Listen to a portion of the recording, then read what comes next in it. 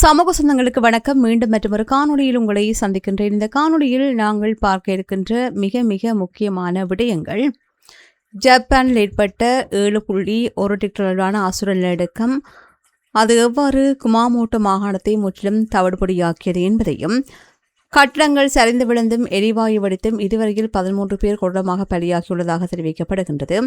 அத்துடன் 9,000க்கும் மேற்பட்ட மக்கள் வீடுகளை இழந்து அவசர முகாம்களிலும் தஞ்சமடைந்திருக்கின்றார்கள்.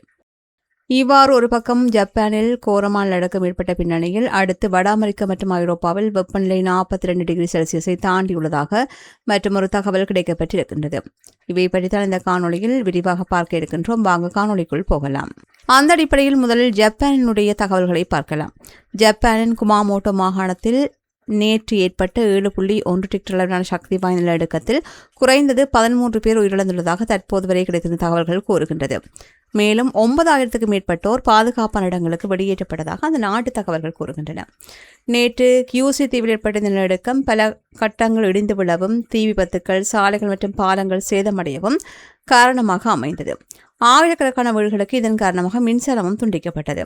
நிலநடுக்கத்தால் இடிந்து விழுந்த கட்டடங்களுக்குள் சிக்கியிருக்கக்கூடியவர்களை மீட்கின்ற பணியில் மீட்புக் குழுவினர் தொடர்ந்தும் ஈடுபட்டு வருகின்றார்கள்.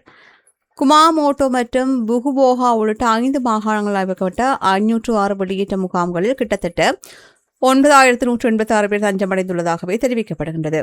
மேலும் 7 பேர் பலத்த காயங்களுடனும் 29 பேர் சிறிய காயங்களுடனும் சிகிச்சை பெற்று வருகின்றார்கள். ஹாஷிமா பகுதியில் உள்ள வணிக வளாகம் ஒன்று கடுமையாக சேதமடைந்துள்ளது. இதனை நாங்கள் பல்வேறு காணொலிகளிலும் பார்க்கக்கூடியதாக இருந்தது. அடுத்து எரிவாயு வெடிப்பு ஏற்பட்டிருக்கலாம் என்று சந்தேகப்படுகின்ற நிலையில் கட்டிடத்தின் ஒரு பகுதி இடிந்து விழுந்திருக்கின்றது. அங்கிருந்து 8 பேர் மீட்கப்பட்ட நிலையில் மேலும் சிலர் உள்ளே சிக்கியிருக்கலாம் என்று அஞ்சப்படுகின்றது. ஜட்சுஷிரோ என்ற பகுதியில் உள்ள நிப்பான் பேப்பர் இண்டஸ்ட்ரி தொழிற்சாலையிலும் சேதம் ஏற்பட்டுள்ளது. சேதமடைந்த புகைப்போக்கி ஒன்று பகுதியளவு இடிந்து விழுந்த நிலையில் 9 பேர் காணாமல் போயுள்ளதாக அந்த நாட்டு தகவல்கள் கூறுகின்றன. நிலநடுக்கத்தின் தாக்கத்தால் குமாமோட்டோ முழுவதும் போக்குவரத்து சேவைகளும் பாதிக்கப்பட்டன. சில சாலைகள் இடிந்து விழுந்ததுடன் பாலங்களும் சேதமடைந்தன. மேலும் ஒரு சரக்கு ரயில் தடம் புரண்டதாகவும் தகவல்கள் கூறுகின்றன. நிலநடுக்க அபாயம் அதிகமுள்ள நாடுகளில் ஒன்றான ஜப்பான் பசிபிக் நெருப்பு வலயம் பகுதியில் அமைந்திருக்கின்றது. இதனால் அங்கு அடிக்கடி நிலநடுக்கங்கள் ஏற்பட்டு வருகின்றது. தற்போது மீட்பு மற்றும் சேத மதிப்பீட்டு பணிகள் தீவிரமாக இடம்பெற்று வரும் நிலையில் மேலும் நில அதிர்வுகள் ஏற்படக்கூடும் என்பதால் மக்கள் எச்சரிக்கையுடன் இருக்குமாறு அதிகாரிகள் அறிவுறுத்தியுள்ளார்கள். அடுத்து ஐரோப்பா மற்றும் வட அமெரிக்காவின் பல பகுதிகளில் காட்டுத்தீ தீவிரமடைந்து வருகின்ற நிலையில் உலகளாவிய அளவில் காட்டுத்தீயால் ஏற்படுகின்ற கார்பன் வெளியேற்றம் எதிர்பாராத வகையில் குறைந்து வருவதாக புதிய ஆய்வுகள் சுட்டிக்காட்டுகின்றன. பிரான்ஸ், ஸ்பெயின், அமெரிக்கா மற்றும் கனடா உள்ளிட்ட நாடுகளில் வெப்ப அலை, வறட்சி மற்றும் வறண்ட காற்றின் காரணமாக காட்டுத்தீ வேகமாக பரவி வருகின்றது. மறுபுறம் உலகின் மிகப்பெரிய தீப்பரவல் பகுதிகளாக கருதப்படுகின்ற ஆப்பிரிக்கா மற்றும் ஆசியாவின் சில பகுதிகளில் விவசாய நடைமுறைகளில் ஏற்பட்ட மாற்றமானது தீ மேலாண்மை நடவடிக்கைகள் மற்றும் மக்கள் இடம்பெயர்வு உள்ளிட்ட காரணங்களால் தீப்பரவல் குறைந்துள்ளது. இதன் காரணமாக குறிப்பிட்ட சில பிராந்தியங்களில் காட்டுத்தீ மிக தீவிரமடைந்தாலும் உலகளாவிய மொத்த காட்டுத்தீ மற்றும் அதனால் ஏற்படுகின்ற கார்பன் வெளியேற்றத்தில் சரிவு ஏற்பட்டுள்ளதாகவே தெரிவிக்கப்படுகின்றது. வட அமெரிக்காவில் இந்த கோடை காலத்தில் எரிந்துள்ள நிலப்பரப்பு கடந்த 10 ஆண்டுகளில் சராசரியுடன் ஒப்பிடுகையில் குறைந்தது 25% அதிகமாக இருப்பதாக தெரிவிக்கப்படுகின்றது. அமெரிக்கா மற்றும் கனடாவின் பல பகுதிகளில் அதிக வெப்பநிலை, நீடித்த வறட்சி மற்றும் வறண்ட தாவரங்கள் ஆகியவை காட்டுத்தீ வேகமாக பரவுவதற்கான சூழலை உருவாக்கியுள்ளன. காலநிலை மாற்றத்தின் தாக்கத்தால் வெப்பநிலை அதிகரித்து வருவதுடன் தீப்பரவலுக்கான பருவமும் நீடித்து வருவதாக நிபுணர்கள் சுட்டிக்காட்டுகின்றார்கள். இதனால் காட்டுத்தீயை எதிர்கொள்ளும் அவசரகால பணிகளும் பொதுமக்களை பாதுகாப்பான பகுதிகளுக்கு வெளியேற்றுகின்ற நடவடிக்கைகளும் தீவிரமாக முன்னெடுக்கப்பட்டு வருகின்றது. ஐரோப்பாவில் தற்போது காட்டுத்தீயால் மிகவும் மோசமாக பாதிக்கப்பட்டுள்ள நாடுகளில் பிரான்சும் ஒன்றாகும். தென்மேற்கு பிரான்சின் லேண்டஸ் பகுதியில் ஏற்பட்டுள்ள காட்டுத்தீயில் இதுவரையில் சுமார் 42,000 ஹெக்டேர் நிலப்பரப்பு தீக்கிரையாகியுள்ளது. தீப்பரவல் காரணமாக உள்ளூர்வாசிகள் மட்டுமன்றி விடுமுறைக்காக வந்திருந்த சுற்றுலா பயணிகளும் பாதுகாப்பான இடங்களுக்கு வெளியேற்றப்பட்டார்கள். சுமார் 2.2 லட்சம் பேர் பாதுகாப்பு காரணங்களுக்காக இடம்பெயர்ப்பட்டுள்ளதாக தெரிவிக்கப்படுகின்றது.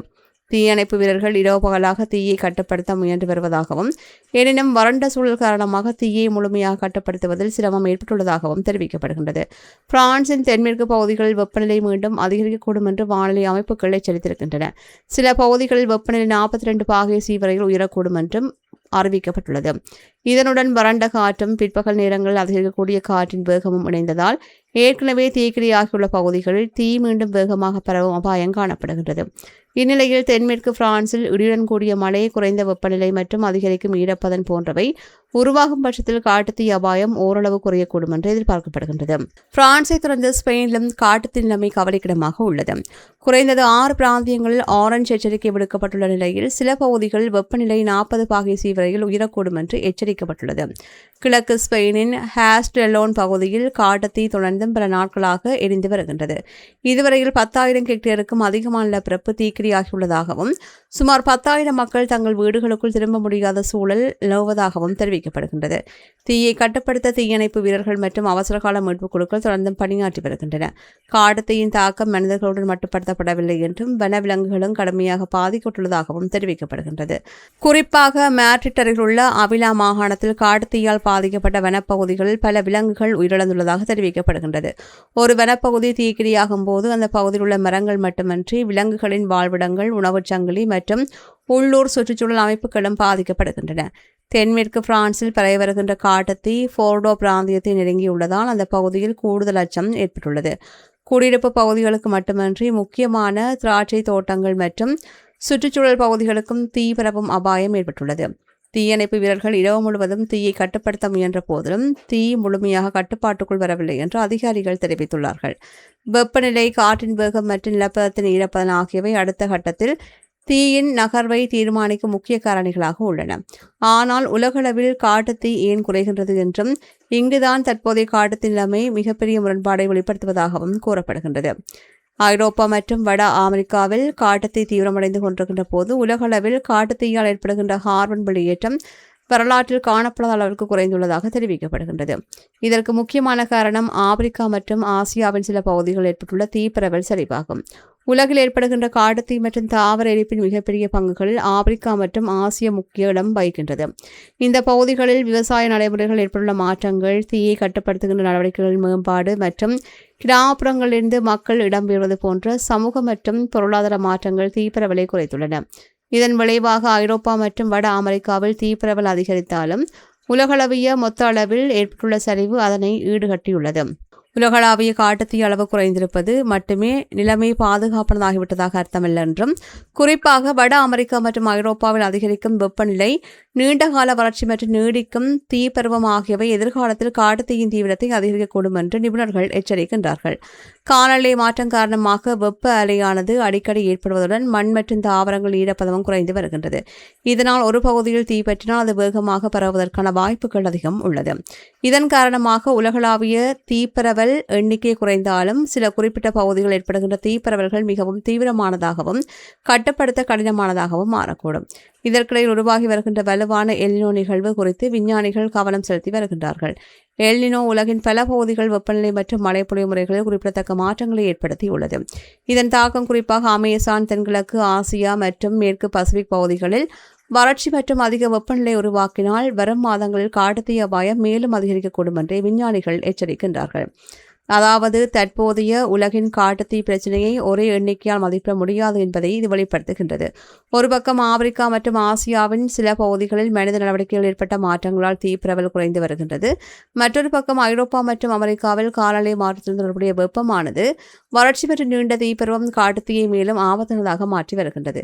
இதனால் உலகளவில் காட்டுத்தீ குறைந்துவிட்டது என்பதற்கு பதிலாக உலகின் பல பகுதிகளில் காட்டுத்தீயின் தன்மை மாறி வருகின்றது என்பதே தற்போதைய நிலைமையாக புரிந்து கொள்ளக்கூடியதாக இருப்பதாகவே தெரிவிக்கப்படுகின்றது.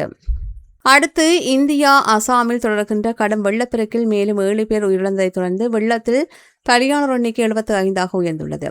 மாநிலம் முழுவதும் 3.3 லட்சத்துக்கும் அதிகமானோர் பாதிக்கப்பட்டுள்ளதுடன் 622 கிராமங்கள் நீரில் மூழ்கியுள்ளன. உயிரிழந்தவர்களின் குடும்பங்களுக்கு ஏற்கனவே வழங்கப்பட்ட 4 லட்சத்துடன் முதலமைச்சர் நிவாரண நிதியிலிருந்து மேலும் 5 லட்சம் வழங்கப்பட்டு மொத்தம் 9 லட்சம் நிவாரணம் வழங்கப்படும் என்று அறிவிக்கப்பட்டுள்ளது. மேலும் பாதிக்கப்பட்ட குடும்பங்களுக்கு ரூபாய் 15,000 ரொக்க உதவியும், மாணவர்களுக்கு புத்தக மானியம் மற்றும் இழந்த கல்வி சான்றிதழ்களை இலவசமாக மீண்டும் வழங்குகின்ற நடவடிக்கைகளும் மேற்கொள்ளப்படுகின்றமை குறிப்பிடத்தக்கது. இவை சமீபத்தில் வெளியான செய்திகளின் தொகுப்பாக காணப்படுகின்றன. செய்திகள் பற்றி உங்களுடைய கருத்துக்களை கீழே இருக்கும் கமெண்ட்ஸ் பக்கத்தில் மறக்காமல் பதிவிடுங்க. மீண்டும் மற்றொரு காணொளியில் உங்களை சந்திக்கின்றேன். நன்றி. இது போன்ற பல செய்திகளை தெரிந்து கொள்ள நம்முடைய சமூக மீடியா யூடியூப் சேனலை சப்ஸ்கிரைப் செய்து அருகிலுள்ள பெல் பட்டனை கிளிக் செய்யுங்கள். மேலும் செய்திகளை உடனுக்குடன் தெரிந்து கொள்ள சமூகமீடியா.com என்ற இணையதளத்தின் வாயிலாக எங்களுடன் இணைந்திருங்கள்.